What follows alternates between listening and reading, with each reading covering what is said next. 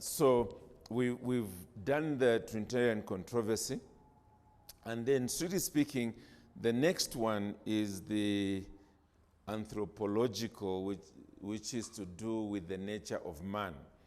But in between the two was the christological controversy, which was born out of the controversy over the Trinity. The main reason why we do not normally, in dealing with African church history, deal with the christological controversy is because most of it did not take place on African soil. However, when you are learning that part of history, we tend to go one after the other. And simply because you people have done all three, and therefore we have bought a little more time, I thought it will help us. I'll just pick a few silent pitch parts of the christological controversy. It will refresh your brains, and thankfully, as I said, for today, we have a bit of time. So let's come to the christological controversy. Okay. So, as I said earlier, this grew out of the Trinitarian controversy. And I think you can understand the reason why. Because if Christ is the Son of God and is co-substantial with the Father, then what is the relationship between his divine and his human nature? Inevitably, that becomes a point of contention.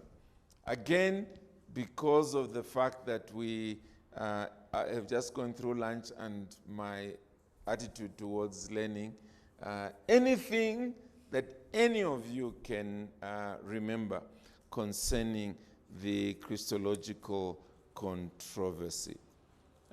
I know that Brian mentioned something that was largely to do with Arian controversy, that it did involve something of the person of Jesus Christ.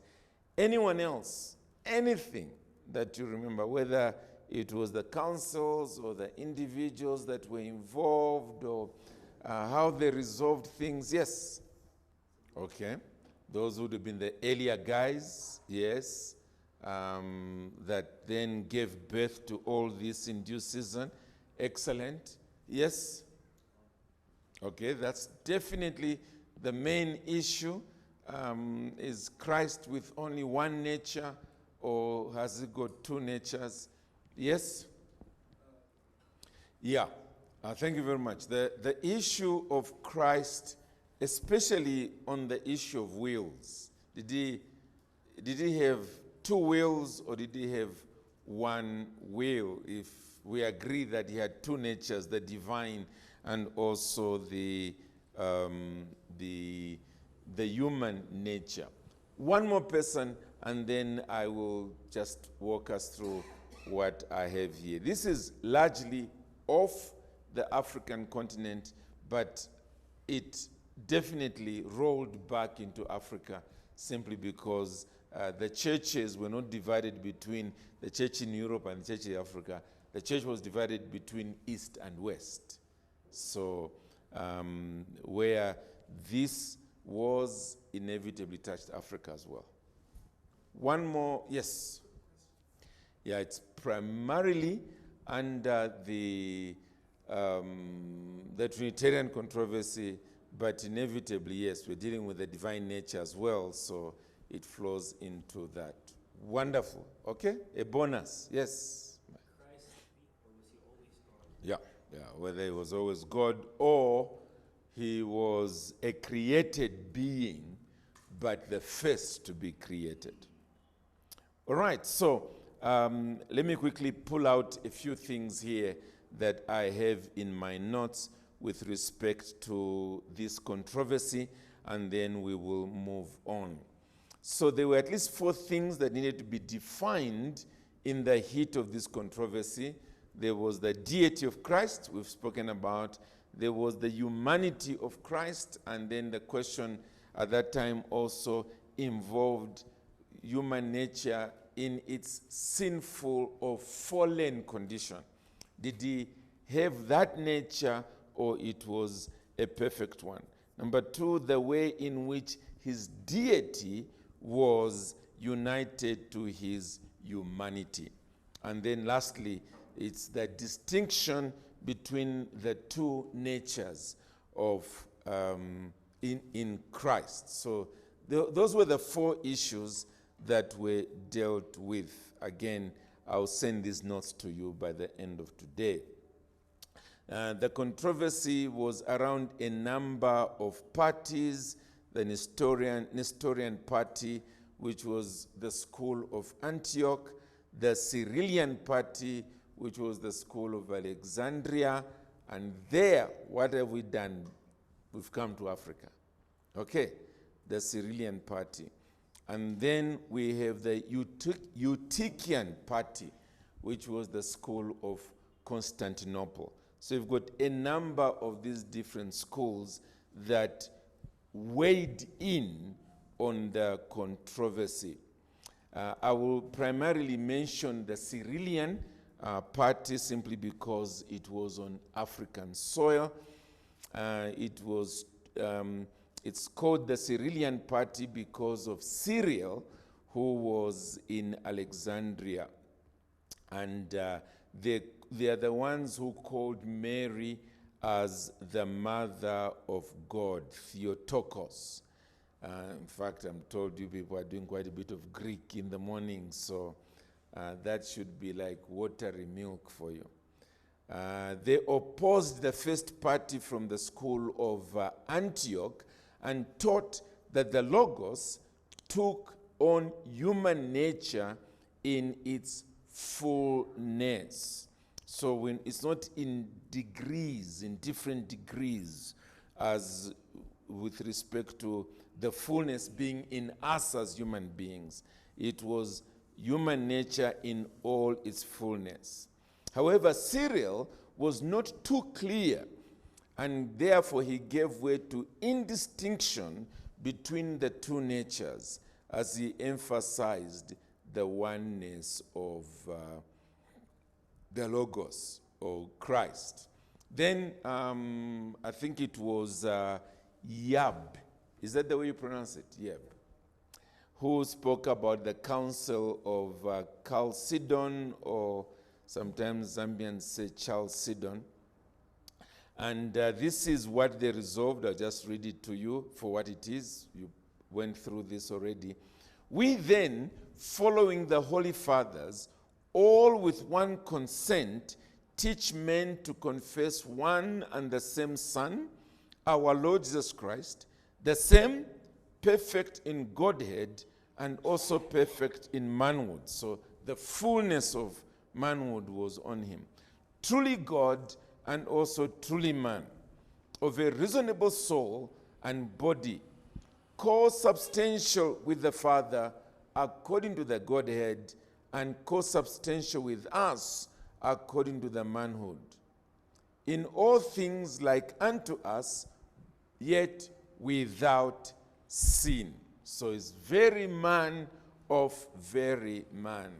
Begotten before all ages of the Father according to the Godhead, and in these latter days for us and for our salvation, born of the Virgin Mary, the mother of God, according to the manhood, one and the same Christ, Son, Lord, only begotten, to be acknowledged in two natures. And then these important words at that time: inconfusedly, unchangeably, indivisibly, inseparably, the distinction of natures being by no means taking away the union, but rather the property of each nature being preserved, so to speak, in one person. So I'll summarize it and end there. It goes on, but I'll leave it there. And then the aftermath. which is where I am rushing to as we close this section. I want to skip the big words here: monothelites, duothelites, the Sixth Council of Constantinople. Let's come to John of Damascus, who refined the church's understanding of the person of Christ and his two natures. He insisted that the Logos took on human nature and not vice versa, which is obvious to us today. Consequently, the will of the Logos became the controlling factor. So God became man, so we are really dealing with but one will. John of Damascus gave the union of the body and the soul in man as an example of the union of the human and divine natures of Christ. This union enabled the two natures to communicate their attributes to one another. Hence, we can say that God suffered in the flesh, and we can be said to worship the man, Christ Jesus. Okay, I'll skip my final paragraph here. You can read it when I send you the notes. What I want us to do then is to quickly then go into the anthropological controversy, because this then brings us back to, I was going to say to earth, but that's not quite correct. It brings us back to what we are really dealing with. So let me come to the anthropological. And there I open it up again. Anything that any of you remembers, anything that any of you remembers concerning the controversy that then now took place about our nature as human beings. Okay?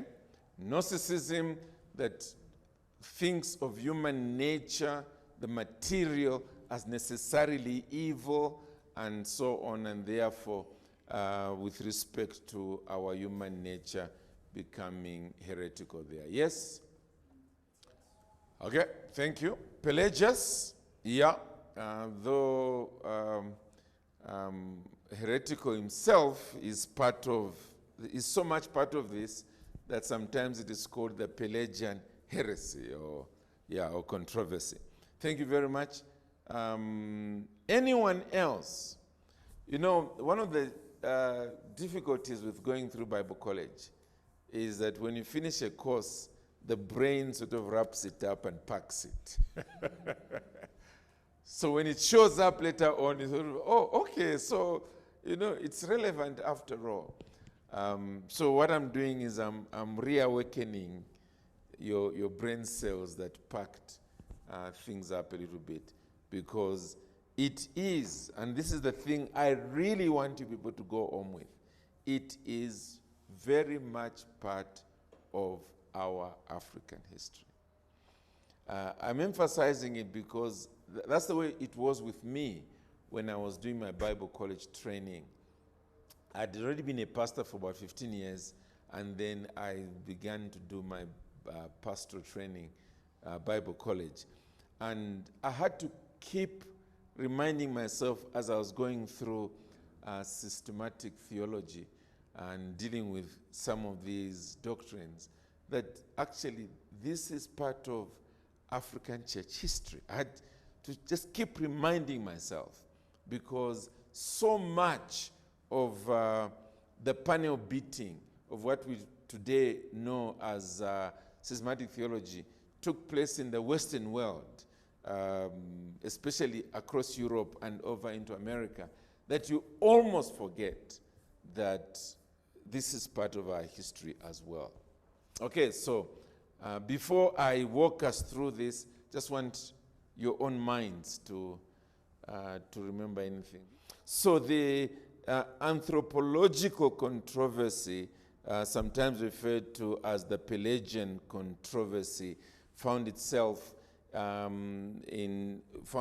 full expression in Pelagius, as all of you have rightly said.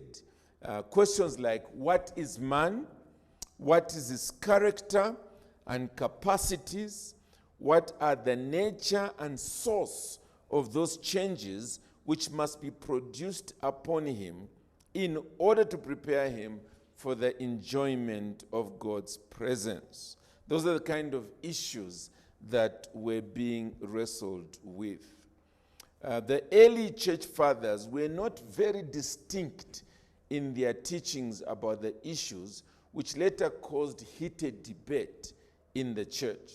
For the first 3 centuries of the church, for instance, there had been considerable vagueness and inaccuracy in the language employed with respect to sin and grace. And then due to the reaction against Gnosticism, which you've all talked about so far, which had a fatalistic view of life, the early church fathers tend to err, in reaction to this, by the way, towards the direction of man's free will. Okay, so they're trying to battle error, and often when you battle error, you tend to fall into the exact opposite end. But it would be unfair to judge them as having taken a stand for Pelagianism, because there was no controversy at that point in this area. The 4th century was equally indistinct. It was not until the 5th century, so we've moved on quite a bit. You remember we were in the 300s, now we are in the 400s. It was not until the 5th century that finally the battle lines were drawn and the controversy raged. On the one side was Pelagius with his disciples Celestius and Julian. And then on the other was Augustine, who almost single-handedly fought the battle and won. Pelagius and Julian were monks, while Celestius was a bishop in a small village in Italy. They first openly presented their views for discussion and debate in Rome, so we're outside Africa there, in the year 411. Pelagius and his immediate followers taught that Adam was not created with positive holiness, but rather he was neutral, neither holy nor sinful, but with an ability for both. To them, that is Pelagius and his immediate followers, man's moral character had received no injury from the fall. We're already saying to that. And that men were born now with as much ability to do the will of God and to discharge all the obligations incumbent upon them as Adam. Okay, I'm hoping all of you here are shaking their heads. And in consequence, they denied the necessity of divine grace or any special divine agency or influence upon men, especially, rather, unless it might be for the purpose of enabling them to do more easily that which they are able to do less easily. Okay, as you can see from this, Pelagius had no soteriology, which is doctrine of salvation. Since man was not really fallen, there was no real need for a savior, an atonement, the Holy Spirit, and so on, reducing Christianity to a moralistic religion, which continues today. I think we all know that. A lot of churches are do's and don'ts, hoping that the more you speak about this, the more purified people become. Pelagius, and this is where Africa comes in, Pelagius and his disciples went around the churches in both Africa and the East to solicit support for these teachings. In the East, they found some ready soil prepared by Origen, who really did not believe this, but the way he taught suggested something like that. But the church in the East was buried in Christological controversy. We talked about that earlier. And therefore, it did not really get traction. Didn't get traction. The Third General Council in Ephesus in 431, which condemned the Nestorian party, that was talking in terms of Jesus was just a human being indwelt by the Holy Spirit, to just a measure greater than indwells us, also condemned Pelagianism. And then this was due largely to the influence of Augustine, and so we will talk about Augustine now. Okay? And it was primarily because of Augustine, therefore, that the Pelagian heresy failed to take root in Africa, primarily because of him. So let me talk a little bit about him. You've already done this through that study, but it's relevant to us now. God raised up Augustine at such a time to put the axe to the root of this system. It was a dangerous system. Augustine was converted in 387 and became Bishop of Hippo in 395. Before his conversion, he had fallen into the era of Manichaeism, which I think somebody spoke about also here, teaching a form of fatalism. After his conversion, he saw through its errors completely and abandoned it. And in so doing, he did not go to the opposite extreme of exalting man's free will, which would have landed him into Pelagianism. Rather, he opposed both systems and found a biblical middle ground. Now, in the notes that I'll give you, so I want to quote Beckhoff here on Augustine a little bit. Man, this is to Augustine, man was created immortal, which does not mean that he was impervious to death, but that he had the capacity of bodily immortality. Had he proved obedient, you've learned all this, he would have been confirmed in holiness. From the state of the ability not to sin and die, he would have passed to the state of the inability to sin and die. Okay, so the ability to sin and die, he would have gone into the inability to sin and die. But he sinned and consequently entered the state of being in the inability not to sin and die. In other words, it is inevitable that man would sin and man would die. Augustine taught that Adam transmitted his fallen nature, its guilt and corruption, to his posterity. So we are all born sinners. Consequently, every person born into the world is totally depraved and unable to do any spiritual good. To Augustine, therefore, salvation must be the work of God from beginning to end. While this controversy was raging, some people felt that the truth was neither on Augustine's side or Pelagius. That always happens in controversy. You always have people who think, okay, let's try and get a middle road here, middle position, and so forth. And sometimes that's correct. But often the Christian faith is in one of two ends. Since they came up with what has historically come to be called semi-Pelagianism. And I'm quoting here from William Cunningham. Semi-Pelagianism, from its very nature, bears a character of great indefiniteness. It admits original sin in some sense.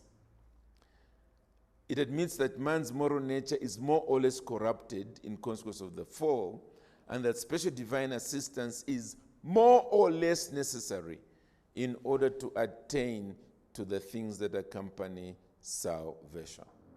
However, Augustine opposed this position with as much success as he had done with the Pelagian heresy. However, he died 1 year before the Council of Ephesus fully endorsed his position. We've already dealt with the split between the Western and Eastern Church. I'll probably touch on it a little bit after our next 15 minutes break. Any comment or any question about the controversies, because we are moving. You've done them already, but I just wanted us to have a sense that this is actually part of African church history.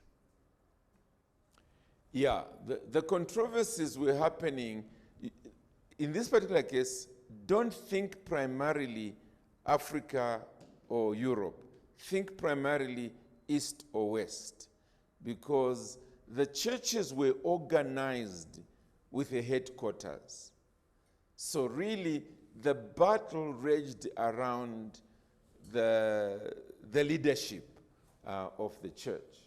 So, and then part of it, yes, was Alexandria, because it was a theological sort of university where there was a lot of thinking and writing and teaching and so on.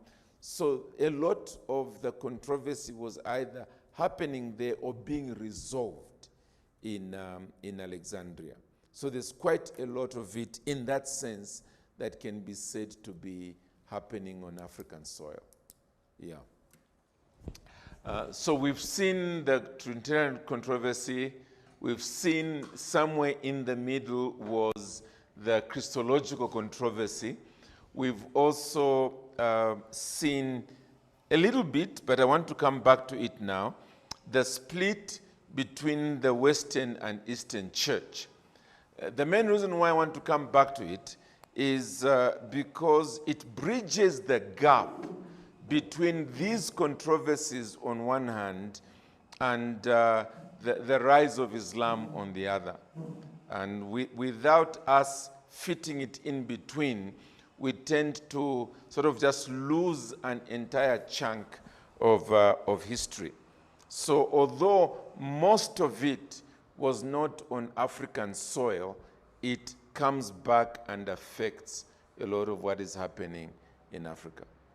All right, so if we could quickly turn our attention there, and then from there, we will then proceed to just look at two maps that I have of the section we're looking at, and we can consider our work done for the day, strictly speaking. Okay, so the split between the Western and the Eastern Church, let me see if I can find the actual article, rather the lecture. I called it The Rise of the Papacy. Oh yeah, I noticed I didn't. Yeah, The Rise of the Papacy. And I'll just walk us through quickly. Remember, it's largely background information, because by the time we're coming to see what is happening in Africa, we keep saying East-West, East-West, and I noticed that although it sounded like you were taught, but it also sounded like you shelved it somewhere in the back of your brains as done, and not appreciating that it's coming to play a part of what's happening. So,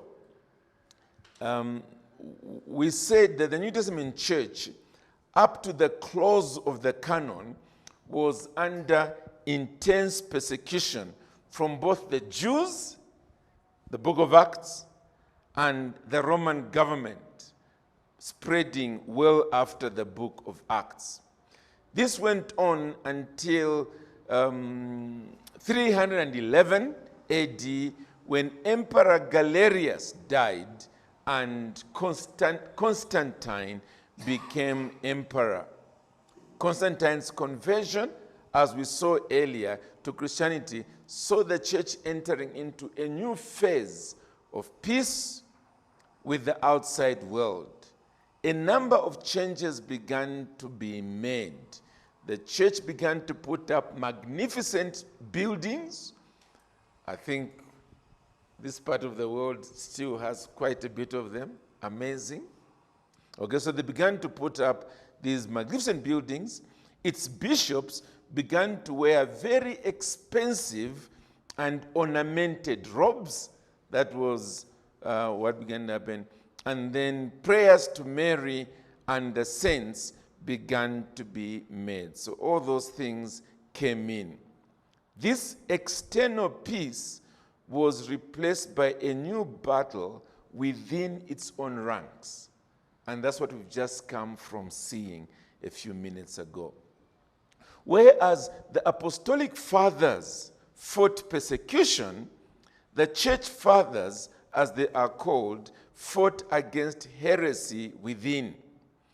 We've already seen this. By the end of the 4th century, Christianity had spread across North Africa, the Middle East, and Europe. The map we'll come to see in a few minutes will be showing something of all that by the end of the... Sorry, I think the title I've put on the map is 3rd century. Actually, it's I think 4th century. The churches were being headed by bishops who presided over elders. So it's not, today we've begun to clarify that bishop is simply another term for elders. So there's nothing like a bishop being on top of elders, but that's the way it was then. And then listen to this. The most influential ones being in Rome, in Antioch, in Jerusalem, in Alexandria, we're in Africa, in Alexandria, Corinth, Constantinople, and Ephesus. So that's 1, 2, 3, 4, 5, 6, 7.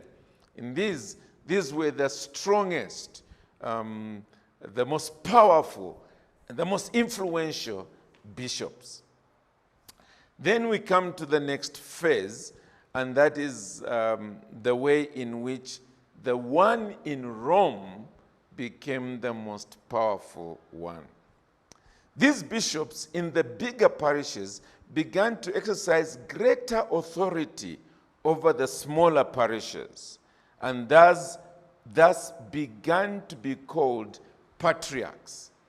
That is, ruling fathers, patriarchs. Inevitably, this thirst for greater power went beyond the satellite parishes. In other words, I'm trying to think of how to, like Addis Ababa might be part of a province within Ethiopia. So the bishop in charge of the main city would also be therefore having the influence over the other towns within the province. Okay, so those are the satellite parishes. So the thirst for greater power went beyond the satellite parishes, and these patriarchs began to fight for supremacy even among themselves. So among these 7, they began to jostle for positions. The longest contest for this supremacy culminated with Rome and Constantinople at the top, for the simple reason that these two towns were the capitals of the known world, the capitals of the known world. Rome to begin with, and then of course Constantine moving it to Constantinople. So this became what are your 2 strongest cities in Ethiopia? I mean, Addis is always one of them. Which is number 2? Dread Tower. Okay, never heard of it. Can you imagine? Never heard of it. Okay, so essentially, that's what began to happen. these two, the bishops in these two, began to fight for that top position. Rome was initially the seat of power until Constantine decided to move the capital to Byzantium, and then he renamed it Constantinople. Although this move made the bishop there more powerful, that is, in Constantinople. Okay, so it's like moving the capital from Addis Ababa to whatever that other town was. I need to deal with my ignorance there. Okay, the moment you move your capital there, obviously the bishop who was there gets more power. Okay, by virtue of the fact that the government has moved there. But it also weakened him because against his counterpart in Rome. Now, how did he do it? Listen to this, listen to this. Whereas the bishop in Rome could now rule without an eye on that emperor. Okay, so now the emperor is not here.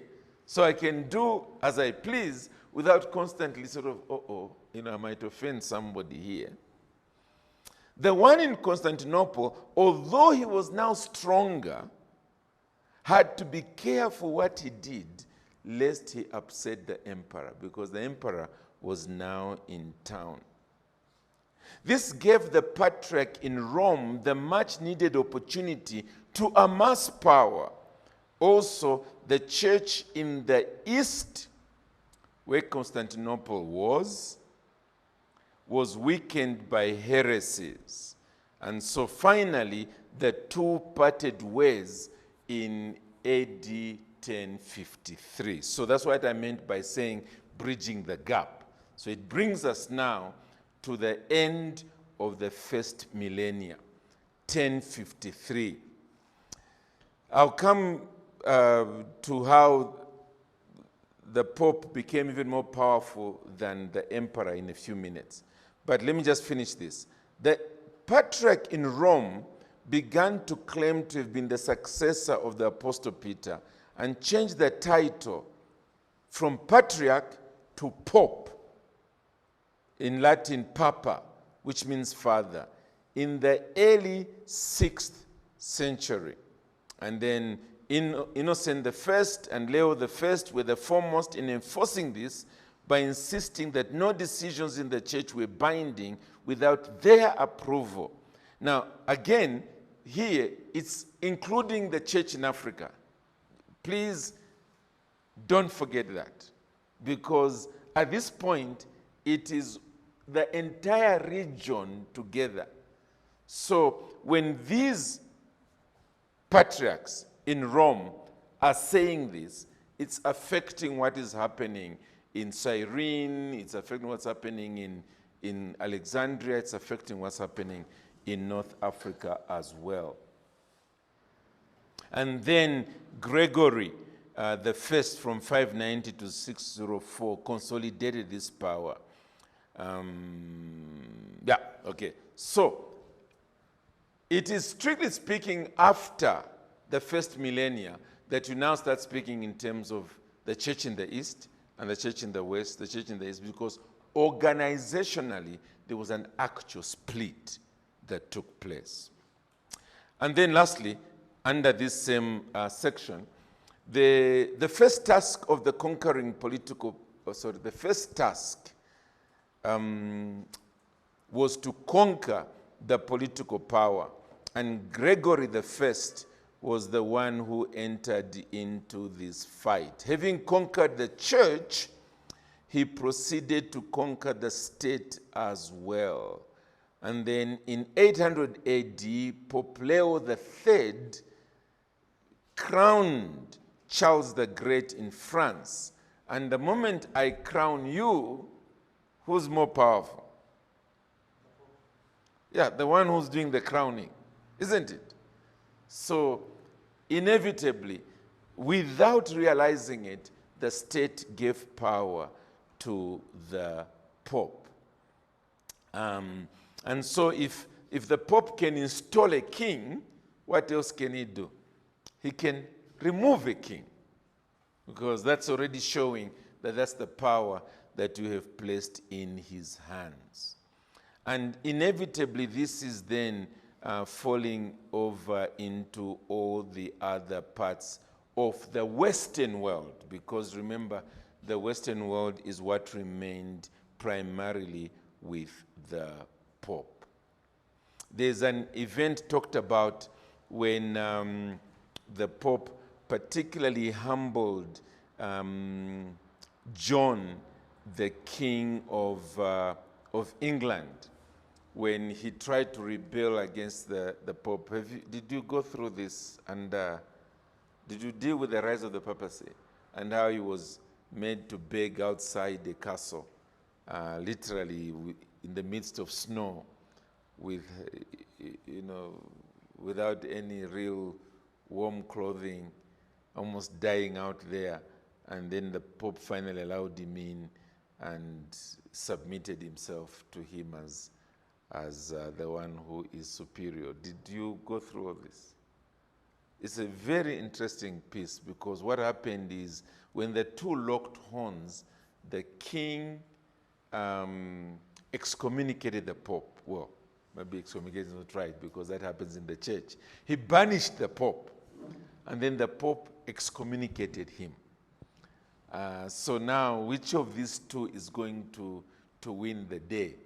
And the Pope won simply by saying, to all the priests, stop doing burials, stop doing weddings, stop, all these other roles that priests were playing.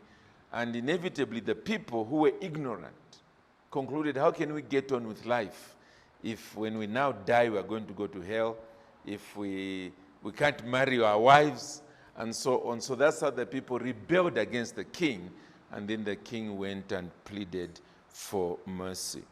So after that, that was it. The Pope became the most powerful, and the Western Church, including Africa, was now bowing to the Pope on the West. East was still largely under Constantinople, but the Greek Church was in fact weaker than the Roman Church. So that really is Christianity in the 3rd century. But as you'll notice from the bottom here, beginning from the end of the 3rd century. Part of the reason for Christianity not going any further south is simply the Sahara Desert, bottom line. The Sahara Desert was like a huge belt that separated the north from the south. And therefore, these activities were largely happening in the coastal area around the north. And you can't miss it from even the way it is drawn out there. The Nile brought more activities further south. There, you can see it brought activities further south because of the fertile region around the Nile. But otherwise, the desert acted as a major belt. Later on, we are going to see how Christianity bypassed the desert and then came down the south and then began to be planted in West Africa, in Southern Africa, in East Africa, and finally into the center of Africa as well. Okay, but those things will await tomorrow. But any questions so far? What we have done is more or less moved up to the end of the first millennia. So we've crossed the first 1,000 years primarily by concentrating on the controversies, the persecution, the controversies, and the the split of the church into East and West. Yes, it is stated that that there are signs of actually no, it's still afterwards, It's before the Reformation, but it's after the split. Yeah, that there are signs that there was some missionary activity that happened south of the Sahara, but it came to nothing. It failed to survive. Yeah. So really, strictly speaking, we are largely limited to that area until after the first 1,000 years. The thing about Alexandria was that it was a formidable center. It was like a center of gravity. So whenever, well, maybe not whenever, when you are often thinking about the Eastern Church in Africa, your mind goes to Alexandria. But it was a little more widespread. And then when you think about the Western Church, often you are centering it around Carthage, but that's simply because that's where the activities of individuals like Augustine were happening. So again, that tends to almost gravitate issues there. But it's more region-wise rather than one particular center. Yeah.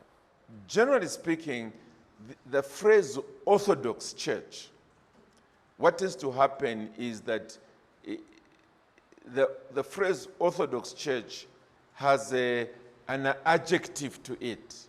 And often the adjective tells you where it is found. So by and large, we'll speak in terms of the Greek Orthodox. But I'm sure here you've got the Ethiopian Orthodox Church. So you find that in various other parts, they will also have a similar phrasing. And when you go there to study church history on the ground, you will find that they have a lot in common because it's all from the same region. But they have a lot that is specifically true to them. So even the Orthodox Church and the Coptic Church, you will find that they also have a lot in common between them because of the fact that it's largely coming from the same era. One of the things that I think even modern Christianity has appreciated, well, maybe appreciated is the right word, but gets fascinated about concerning that period are these crosses that they were designing with a lot of detail about them. The modern Christianity just has a cross like this. Okay? One stick like this, another stick like that, which is the way the actual cross used to be. But at this point, there was so much of ornamental Christianity that they were designing them. It was still finally a cross, but they would put in a lot of other designs that just made them stand out so beautifully that even today, I mean, if you were to come across any of those as an original artifact, you can sell it for quite a fortune and so forth. So there's a lot that was, then also the vestments that they were having, which have come up to today, but today there is less of the amount of jewelry and color and so forth that is in the robes that are being worn. But in those days, it was almost like a competition among themselves. Yeah, yeah. It's an interesting period in history from the standpoint of just being amazed. It's a very sad period in church history because with all that was happening outwardly, spiritually, it was getting weaker and weaker and weaker, to the point where when Islam rose and started marching through North Africa, there was hardly any resistance there, because spiritually speaking, the church had largely moved away from the foundations that had been in place earlier. You still had a question? Yeah, that's a very good point, and it's a point that I mentioned earlier. Maybe the best one now will be the earlier map. Yeah. So basically what you have there is the Roman Empire. That's basically what you have. Yeah. And even when we speak, about Asia in the Bible, like the 7 churches of Asia, it's not the Asia of today. And the whole idea is what I mentioned earlier, almost in passing, that what you really have is the fact that Christianity was spreading on the back of the political and economic empire that was there. That's really what was happening. So at this point, it was largely the Roman Empire that was there, and therefore the Christian faith was riding on the back of it. Now, I know a modern person like you and me, the way we are likely to think is something like this. But why didn't the churches separate themselves from the political powers? Because, today we are largely separate. Well, the truth is that in those days, each of the other empires that were there had their gods. So if you crossed over into them and tried to start teaching what really is your God, most likely you got your head chopped off.